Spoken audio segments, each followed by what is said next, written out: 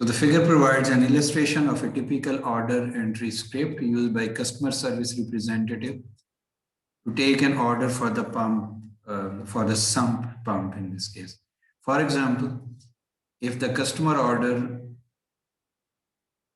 if the customer chooses 3 pumps with 1 horsepower motor, a CD 200 float, and a copper impeller. So 1 horsepower, this type of float and copper impeller, and the order is for 3 pumps.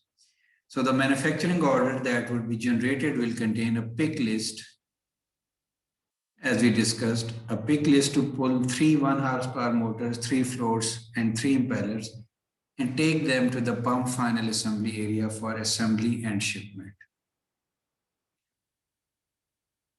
Now there is a question that arises is that, okay, this is fine for a single order, how we will assemble 3 pumps having a certain horsepower and certain switch and impeller.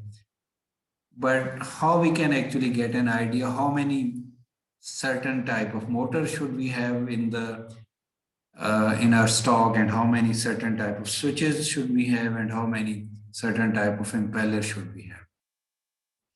So that is an important question. If we have these available, then of course we can assemble them, but we are having in this case 7 types of motors. So we need to have some inventory of each type of these motors, certain inventory, and certain inventory of each type of switches as well as for impellers. So if we have that inventory available, of course, then we can assemble the product.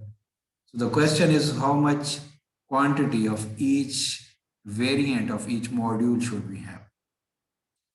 So the same modular bill is used, but it is sort of modified, and forecasting actually comes into play here.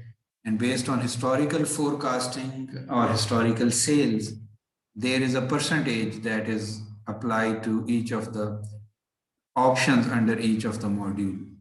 So this is something that we discussed in the last lecture as well. So we had 4 options for the impeller. So based on historical sales or some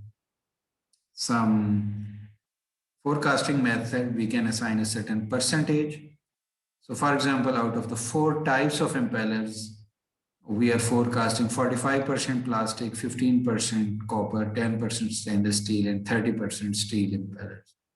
So accordingly, we can maintain a certain inventory of each type of module for each variant in a certain module. In this case, we have discussed impeller, but we could do the same for motor as well as for the switch. So we need to have certain quantity of each variant of each module in order to make a certain combination of the final product.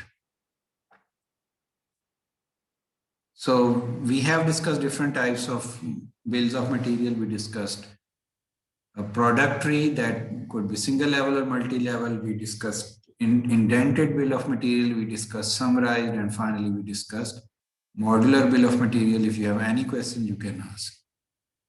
So we have basically focused on the use of bill of material to define a product.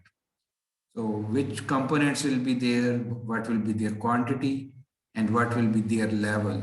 The construction relationship was clarified with the help of levels. So we primarily focused on that use of bill of material. We didn't go into costing and some other aspects of bill of material. So if you have any question, you could ask.